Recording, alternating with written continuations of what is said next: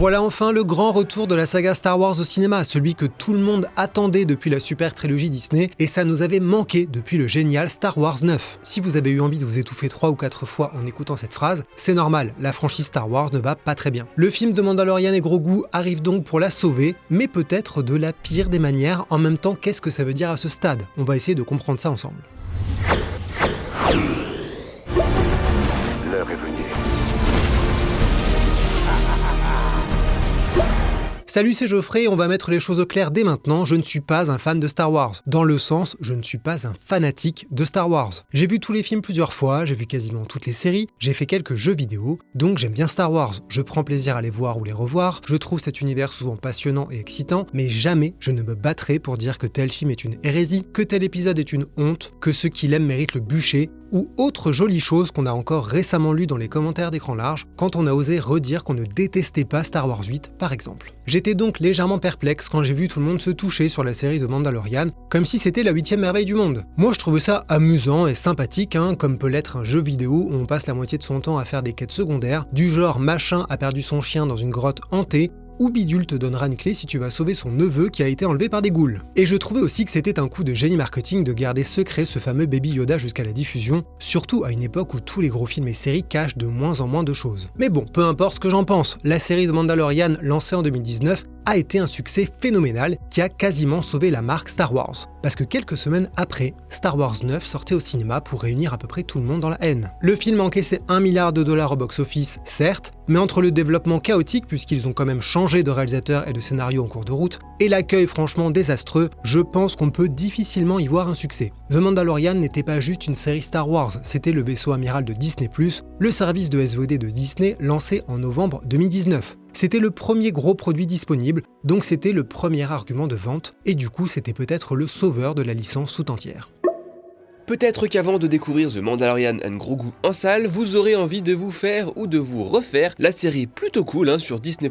Et elle s'apprécie dans les meilleures conditions techniques. C'est là qu'intervient notre fidèle partenaire sonvideo.com. Sonvideo.com, c'est nos amis experts de la hi-fi, et comme ça nous intéresse ici, du home cinéma. Ils se spécialisent dans la pédagogie et le conseil sur le site internet qui s'appelle sonvideo.com ou dans leurs 17 magasins en France. Et oui, si vous habitez dans la meilleure ville de France, ils sont là aussi. Il s'agit bien sûr de Lille. Alors pour cette vidéo, ils nous ont conseillé une barre de son qui s'appelle la Sennheiser Ambeo Soundbar Mini, et pour cause, elle passe à 449 € au lieu de 690 €, ce qui fait quand même 35% de remise. Et on est sur un sacré bébé. 8 haut-parleurs, dont 2 gros dédiés aux basses, évidemment compatibles Bluetooth, et surtout compatibles avec les pistes Dolby Atmos 7.1.4 canaux. Ça veut dire que vous pourrez lire certaines pistes son hyper sophistiquées disponibles sur les plus sophistiqués des supports physiques et streaming, avec des sons qui arrivent de partout pour le plus grand plaisir de vos oreilles. Le tout sans pour autant non plus transformer votre salon en salle de cinoche grâce à un système qui tente de s'en approcher le plus possible en restant compact. Parce que vous avez remarqué qu'elle est toute petite et donc faite pour s'intégrer dans tous les salons ou chambres, d'où le nom mini. Cerise sur le gâteau, il y a un énorme paquet de paramètres divers et variés avec lesquels jouer,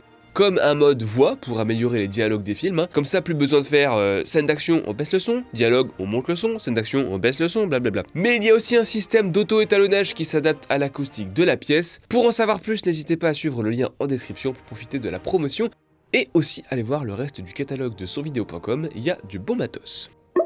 Alors vous inquiétez pas, je suis pas en train de vous refaire un historique complet de l'histoire de Mickey. Je sais que vous êtes venus pour savoir ce qu'on pense du film de Mandalorian et Grogu, mais en fait on ne peut pas aborder ce film sans savoir d'où il vient. Il est présenté comme le grand retour de Star Wars au cinéma après 7 ans d'absence depuis Star Wars 9, ce qui déjà en soi raconte bien à quel point Disney avait peut-être essoré la marque, avec 5 films en 4 ans. À titre de comparaison, la trilogie d'origine et la prélogie, c'était à chaque fois 3 films en 6 ans. Mais le film de Mandalorian et Grogu, c'est pas juste un film, c'est donc évidemment la suite de la série de Mandalorian, qui a déjà eu droit à 3 saisons. La saison 4 était prête, et finalement, ils ont décidé de revoir leur plan pour que l'histoire continue au cinéma. Et ça franchement, c'est un peu drôle, parce que c'est révélateur du bordel en coulisses. Faut avoir en tête une chose, quand la série de Mandalorian a été lancée en 2019, c'était déjà la preuve que Disney changeait son fusil d'épaule. Rogue One avait été un succès commercial malgré sa production infernale, donc ils avaient évité de peu le désastre. Mais ils n'ont pas reproduit le miracle avec Solo, lui aussi fabriqué dans des conditions cauchemardesques, et qui a finalement été un bide stratosphérique au box-office. C'était le pire score de toute l'histoire de la saga et c'était clairement un problème, puisque ça devait permettre d'installer une franchise parallèle. Souvenez-vous, Rogue One et Solo portaient le titre A Star Wars Story et ça devait créer une saga de films indépendants avec des histoires séparées en plus de la saga principale. Cette idée a clairement été abandonnée après l'échec de Solo, ou plutôt elle a été transformée et recyclée sur Disney+. La série The Mandalorian a été construite sur le cadavre du film Boba Fett que James Mangold, le réalisateur de Logan et Indiana Jones 5, préparait à l'époque et qu'il avait conçu comme une sorte de western spaghetti dans l'espace. Le cinéaste a confirmé que Disney avait abandonné tout ça après le désastre de Solo pour partir sur des séries Star Wars. Et la série Obi-Wan sortie sur Disney+ en 2022, à l'origine c'était un film qui était en développement en 2017, mais le beat de Solo en 2018 allait encore tout changer. Tout ça pour dire que c'est quand même amusant. La série The Mandalorian est arrivée à un moment crucial où la marque Star Wars, que tout le monde pensait surpuissante, était en train de s'écrouler en direct au cinéma. Donc ils ont fait une pause sur grand écran et déplacé la franchise vers le petit écran. 7 ans plus tard, ils font le contraire. The Mandalorian et Grogu arrivent au cinéma pour réactiver la marque Star Wars sur grand écran, alors qu'elle montre déjà de petits signes d'affaiblissement du côté de Disney+. Aucune série n'a eu le même impact que The Mandalorian, alors qu'ils y sont pas allés de main morte. En 6 ans, on a eu 7 séries en prise de vue réelle, et on peut doubler le nombre si on ajoute l'animation. Les dernières en date étant The Acolyte, annulée après une saison dans un bordel absolument dingue, et Skeleton Crew, dont tout le monde se foutait poliment, j'ai l'impression. On est à deux doigts de se dire que Star Wars est devenu une patate chaude que tout le monde se refile au sein du studio Lucasfilm, qui pour rappel avait été acheté par Disney en 2012 pour 4 milliards de dollars et quelques. D'ailleurs, en parlant de ça, si quelqu'un de très riche regarde cette vidéo et hésite entre racheter une chaîne de télé ou de radio et un projet plus drôle, vous pouvez financer Écran Large. Et si vous êtes quelqu'un de pas riche et donc de normal, vous pouvez nous aider à rester là en vous abonnant. Pour quelques euros par mois, vous avez accès à des articles et podcasts exclusifs, et surtout, vous nous aidez dans notre combat pour survivre. Parce que oui, l'existence d'un média comme Écran Large, avec une équipe d'êtres humains, c'est chaque jour un combat pour survivre, et les détails, comme d'habitude, c'est dans la description de la vidéo. Donc la situation, là en 2026, premièrement, on a le départ officiel de Kathleen Kennedy à la tête de Lucasfilm depuis 2012, et qui est considéré comme l'antéchrist par pas mal de fanatiques de Star Wars, qu'il estime responsable de tout ce qui leur a déplu comme Star Wars 8 et 9 et Solo, mais sans aucune responsabilité dans tout ce qui leur a plu comme par exemple peut-être Rogue One, The Mandalorian ou Andor. Deuxièmement, on a donc le film The Mandalorian et Grogu, censé transporter la magie de la série sur grand écran en espérant que ça remette le feu aux poudres au cinéma. Sachant que Dave Filoni, bien connu des fans de Star Wars, a été promu co-président de Lucasfilm aux côtés de Lin-Wen Brennan et que ce sera une des têtes pensantes du prochain chapitre de la saga. Il a travaillé sur quasiment toutes les séries Star Wars, a coécrit The Mandalorian et Grogu, et était censé préparer un film sur la Nouvelle République qui allait regrouper toutes les intrigues des séries. Et ça nous amène au premier problème de The Mandalorian et Grogu, qui est en fait une question. Pourquoi faire un film ? Qu'est-ce qui justifie que cette histoire du Mandalorien et de son baby Yoda soit transposée au cinéma ? La promo met évidemment en avant exclusivement au cinéma une phrase qui n'avait pas autant de sens avant l'explosion de la SVOD, notamment grâce ou à cause de Disney+, à vous de voir. Bah moi désolé, mais devant le film, je me suis demandé si ce exclusivement au cinéma était justifié, parce que c'est finalement assez proche de ce que Disney+ avait proposé avec la série The Mandalorian. Et en même temps, c'est assez logique. Disney avait confirmé que la saison 1 de la série avait coûté 100 millions de dollars pour 8 épisodes, donc 12 millions et quelques pour chaque épisode, qui durait entre une trentaine et une cinquantaine de minutes. Là, on a un film de 2 heures qui a coûté 165 millions hors promo selon le Hollywood Reporter. Ça fait beaucoup plus cher l'heure de spectacle, certes, même si c'est que dalle comparé au budget hallucinant d'Andor, dont les 2 saisons et 24 épisodes ont coûté la bagatelle de 650 millions de dollars. Disney a parfois dépensé sans compter sur ses séries, notamment Star Wars, et c'est compréhensible, il fallait attirer le public avec du spectacle digne de ce nom. Mais il y a un retour de flamme,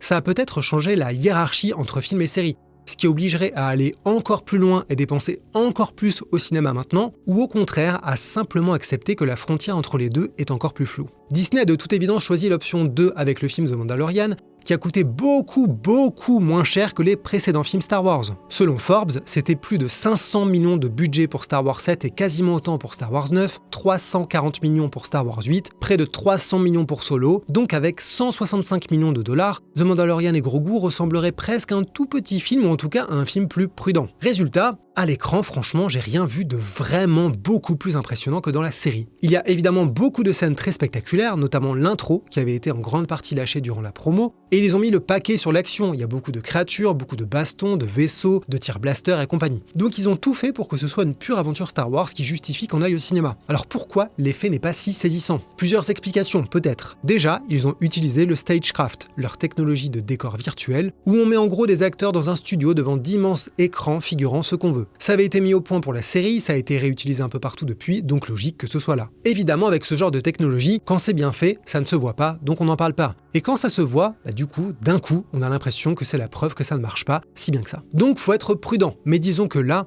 il y a quelques séquences où je me suis posé des questions sur la profondeur dans l'image, sur les perspectives et les dimensions dans certains décors, ce qui est rarement bon signe quand même. Après, c'est aussi parce que certains effets visuels un peu dégueulasses ont attiré mon attention, donc mon radar était activé et j'ai essayé de comprendre ce qui me gênait à l'image. Là encore, c'est rarement bon signe dans un tel film. C'était surtout du côté des Hutt, les fameuses grosses limaces galactiques de Star Wars, qui sont très présentes dans l'histoire et disons que le rendu n'est pas toujours heureux pour rester poli. Ce qui saute d'autant plus aux yeux quand il y a d'autres créatures qui sont vraiment impressionnantes et je parle pas juste de Grogu. Mais en fait, je pense que le problème de cette série transformée en film, c'est plus du côté scénaristique que du côté visuel. On peut balancer des dizaines de millions de dollars en effets visuels, si l'intrigue est chiante, ça restera un spectacle chiant. Et franchement, The Mandalorian et Grogu déroulent une intrigue gentiment simplette et attendue, qui ressemble vraiment à 2 ou 3 épisodes rassemblés. Il y a carrément un moment du film où vraiment, sincèrement, je me suis dit qu'on pourrait coller un cliffhanger de fin d'épisode en se disant qu'on reviendra la semaine prochaine pour la suite. Et en plus, ce serait même pas les épisodes les plus palpitants de la série, parce que la série en avait. Là, tout est fait pour que le film existe de son côté, sans lien avec la mythologie, pour que tout le monde puisse consommer ça sans trop réfléchir, sans avoir besoin de revoir ou de voir tel film ou telle série. C'est ce que plein de gens redoutaient puisque l'équipe ne l'avait pas caché durant la promo. C'est vraiment conçu comme une petite aventure de la semaine, avec une petite intrigue sans trop de conséquences, de petites péripéties pas trop graves, de petites surprises pas très étonnantes, et de petites émotions dignes d'une soirée pizza qu'on aurait pu se faire devant Disney+, en enchaînant 2 ou 3 épisodes. Donc oui, ok. Il y a des bastons, il y a des poursuites, des créatures, de l'action, ça coche à peu près toutes les cases de Star Wars il me semble. Mais je crois que c'est le premier Star Wars qui capitule absolument face à l'idée de raconter une grande aventure, qui brasse des intrigues et des personnages embarqués dans des histoires grandioses, avec une portée politique, des dimensions cosmiques, et quelque chose qui relève du nécessaire et du vital pour les personnages par rapport à leur place dans ce monde en danger. Alors bien sûr, il y a du danger dans le film, mais ça reste quand même sacrément limité, et finalement l'Empire et la Résistance sont juste là en arrière-plan pour le principe. Mais bon, imaginons que ce soit pas un souci.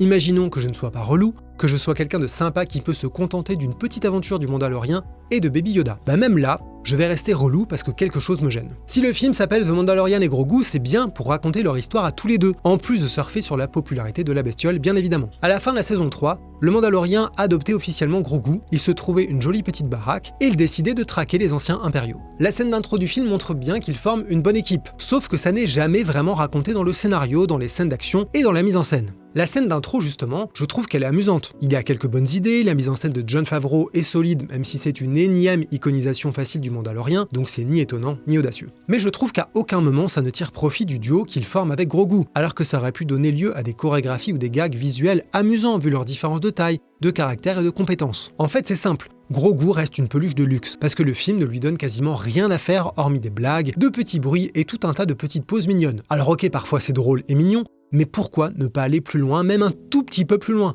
Pourquoi ne pas lui avoir donné une place digne de ce nom dans le récit? Est-ce que c'est par flemme? Ou parce qu'ils ne veulent surtout pas que cette mini-poule aux odeurs grandisse trop vite? Ou peut-être parce que techniquement c'était trop compliqué d'en faire autre chose qu'un simple totem de mignonitude? C'est d'autant plus incompréhensible que 2 fois dans le scénario, Grogu se retrouve dans une situation où il semble devenir le petit héros de sa propre petite histoire. Et 2 fois je me suis dit, ok, là, le Grogu du titre va prendre tout son sens. Il va devoir surmonter des obstacles de son côté, il va devoir grandir, repousser des limites, apprendre des choses sur lui et le monde, bref, ça va devenir un personnage digne de ce nom qui évolue. Et les 2 fois, non. Et la deuxième, c'est vraiment la pire. Ils mettent en place des enjeux très clairs et très forts, le film semble ouvrir un chapitre différent et presque muet dans un décor parfait pour ça, il y a quelques plans qui sont vraiment magnifiques, on nous présente même un intriguant nouveau personnage visuellement très réussi, et finalement, tout ça est réglé en 4e vitesse. Et pas parce que Grogu trouve une issue, mais parce que la solution lui est offerte comme par magie, comme ça, d'un coup. Et ensuite, le film normal reprend. Ça m'a évidemment fait penser à Gizmo dans les films Gremlins, parce que Grogu est évidemment une copie quasi conforme du Mogwai. Et dans les 2 films Gremlins, il y avait des moments où Gizmo devenait vraiment le héros. Il agissait, il avait un impact énorme sur l'histoire. C'était même tout le gag de Gremlins 2 quand il se transforme en mini Rambo. Grogu est quasiment privé de ça, alors j'exagère un peu, parce qu'il y a quelques moments où par exemple il utilise la force, même si on se demande pourquoi là et pas ailleurs, mais bon, ça, c'est comme ça dans Star Wars. Mais il y a trop de moments où Grogu est passif, où la solution lui tombe entre les mains par hasard, où son pote Mandalorien lui sauve les miches. Il reste en fait une sorte de figurant de luxe dans l'aventure, et il y a carrément un gros combat vers la fin où je n'ai même pas compris pourquoi il s'était donné la peine de le faire participer, vu que son impact est quasi nul. Et encore une fois, je trouve ça vraiment dommage, vu le titre du film, vu le potentiel de ce mini Yoda, et vu les nombreux moments où le scénario semble préparer quelque chose de réel avec lui. Cela dit, le Mandalorien lui-même n'évolue pas vraiment et traverse des épreuves globalement déjà vues dans la série. Donc tout le monde est à la même enseigne. Après tout, c'est une petite aventure de la semaine, donc faut pas que ça ait trop d'impact. Si vous l'avez vu, tant mieux, mais si vous l'avez raté, c'est pas grave, vous pourrez reprendre l'histoire au prochain épisode. Et en même temps, ce traitement bancal de Grogu est intéressant parce que c'est sûrement très révélateur d'un film qui a le cul entre deux chaises. Baby Yoda est aujourd'hui le visage d'un héritage de Star Wars devenu compliqué à gérer, mais qui a beaucoup de valeur. D'un côté, il crée évidemment un lien avec la trilogie d'origine et la prélogie. Grogu transporte avec lui toute une part de la mythologie de Star Wars. Et de l'autre, on est face à un film qui ne veut surtout pas creuser la mythologie de la saga. Dave Filoni, qui est à la tête de Lucasfilm et qui est co-scénariste du film, et Jon Favreau, le réalisateur du film, l'ont confirmé. La saison 4 de The Mandalorian était prête, elle devait exploiter à fond la mythologie Star Wars. Le grand amiral Thrawn était au centre de l'histoire et ça préparait la saison 2 d'Ahsoka. C'était du pur Star Wars. Et quand ils ont transformé la saison 4 en film, ils ont mis tout ça de côté pour aller à l'opposé, une histoire quasiment déconnectée de tout le reste et simple à consommer. Du coup, je trouve que la place de Grogu représente bien cette situation.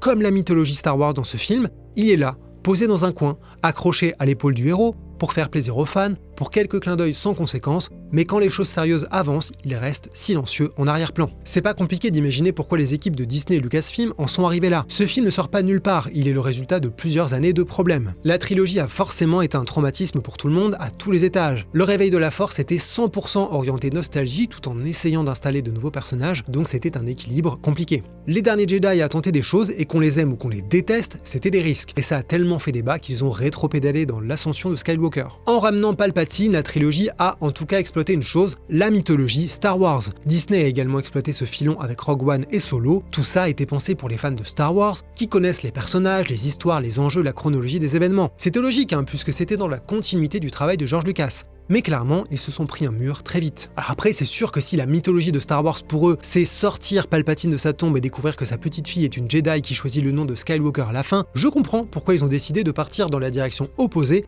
quasiment dans l'anti-mythologie. Vous allez me dire qu'ils auraient pu exploiter la mythologie des Mandaloriens, et vous avez raison, parce qu'il y avait plein de super éléments, de super personnages, de décors disponibles, mais on revenait au problème fondamental de ces univers étendus. S'il faut avoir bouffé 3 saisons d'une série pour accéder à un film, il y a un risque et donc il y a un problème. Un film comme The Marvels, qui reposait en partie sur 2 personnages apparus dans les séries Marvel, l'avait bien démontré, et c'est pour ça que Disney a officiellement freiné sur le nombre de films et séries Marvel depuis. Donc en gros, j'ai l'impression que là, Disney et Lucasfilm sont au pied du mur. Ils se retrouvent coincés et ce film en est l'illustration. En voulant froisser personne après la folie furieuse autour de la récente trilogie, en essayant de créer le parfait produit qui peut attirer les fans sans rebuter les autres, en essayant d'avancer dans la saga sans bouger le moindre bibelot dans cette saga musée afin d'éviter toute crise, ils ont fait The Mandalorian et Grogu. D'un côté, on va dire que c'est réussi. Je pense que personne ne va s'énerver pendant des heures sur ce film gentiment tiède, relativement divertissant, et l'équipe ne devrait pas recevoir de menaces de mort comme à l'équipe complètement dingo de Star Wars 8. Et de l'autre, c'est quand même un aveu d'échec. Je pense que personne ne va s'enthousiasmer pendant des heures sur ce film, en rêver, avoir envie de le revoir. En fait, j'imagine mal des gens renier Star Wars pour ce film, mais j'imagine pas non plus des gens tomber follement amoureux de la saga avec ça. C'est le fameux problème des films qui s'adressent à tout le monde et donc à personne. Mais peut-être que c'était même pas le but. Peut-être qu'il fallait juste nourrir la saga avec le moins de risques possible, peut-être qu'après avoir vu ça, plein de gens retourneront sur Disney+ dans le catalogue Star Wars pour revoir leur film ou leur série préférée. Et c'est peut-être ça la vraie victoire pour une telle franchise aujourd'hui. On pourrait se contenter d'accuser le méchant studio Disney d'être entièrement responsable de ça, ce serait facile et confortable, mais ce serait oublier à quel point les fans ont joué un rôle là-dedans. Et ça, on en a eu confirmation de nombreuses fois, de la bouche de producteurs et de cinéastes qui ont expliqué à quel point les studios s'adaptaient souvent aux réactions des fans, capable de faire la loi, même si c'est évidemment impossible de précisément quantifier ça. Sinon, que dire de plus sur ce film ? Sigourney Weaver, que tous les gens de bon goût apprécient, a un rôle tellement important qu'on peut compter ses scènes sur les doigts d'une seule main. Il y a une grosse scène de baston dans une arène qui rappelle plus Thor Ragnarok que l'attaque des clones, et Deborah m'a dit que ça ressemblait aussi à John Carter, ce qui n'est pas faux. En tout cas, ces monstres sont pas assez exploités, et c'est dommage parce que le film a pas mal de bestioles amusantes de manière générale. La musique de Ludwig Göransson, on nous resserre le superbe thème de la série, évidemment parce que tout le monde l'aime, et pour les nouveaux morceaux, moi il y a un thème que j'ai trouvé nul, étonnamment ringard, qui a l'air de venir d'un autre film, et il y en a un autre que j'ai trouvé vraiment très joli, donc il y a à boire et à manger à l'image du film. Et puisque je veux rien spoiler, je vais pas trop parler de Rota le Hutt, qui est le fils de Jabba le Hutt, mais disons qu'il est très présent. Et disons que j'ai trouvé que c'était un peu courageux pour ne pas dire kamikaze, vu la gueule des dialogues qu'ils lui ont donné, vu le rendu de ses abdos et de sa belle queue frémissante. Enfin, il y a aussi Martin Scorsese, qui joue un petit alien tenant un food truck dans l'univers de Star Wars, et avouez que ça, vous n'aviez jamais osé en rêver. Bref, est-ce qu'on a le film Star Wars qu'on mérite? Peut-être, je vous laisse décider. Après tout, c'est vous qui allez dicter à Disney la suite, parce que si ce film se plante, ça ne va pas passer inaperçu. Mais ce qui est sûr, c'est qu'il donne la nouvelle direction prise par le studio, puisque le prochain film, Star Wars Starfighter avec Ryan Gosling, obéit au même schéma. Une histoire indépendante autour d'un héros adulte qui doit protéger un ado apparemment, donc ça rappelle légèrement quelque chose. Il n'y aura pas trop de mythologie Star Wars, et c'est fait par un réalisateur venu de chez Marvel. C'était Jon Favreau, réalisateur des 2 premiers Iron Man sur The Mandalorian et Grogu, et c'est Sean Levy qui sort du carton Deadpool et Wolverine sur Star Wars Starfighter qui sortira en mai 2027. Et si vous avez l'impression qu'on revient en arrière avec le retour de la saga parallèle A Star Wars Story mais sans ce titre, eh bien je vous comprends. Et sinon, la saison 2 de la série Ahsoka arrivera début 2027, et comme je fais partie des rares personnes qui ont aimé la saison 1, je crois que c'est le seul truc qui m'intéresse encore réellement dans la galaxie Star Wars. Mais si vous voulez replonger dans le bon Star Wars qu'on aime, je vous ordonne de regarder la vidéo de Deborah sur Clone Wars, parce que le score l'a beaucoup déçu et Deborah mérite mieux. Et cette série, rien que pour l'affrontement sous la pluie entre Anakin et Asajj Ventress, ça vaut le détour. C'est tout pour moi, merci d'avoir regardé jusqu'au bout, et à bientôt. Stop!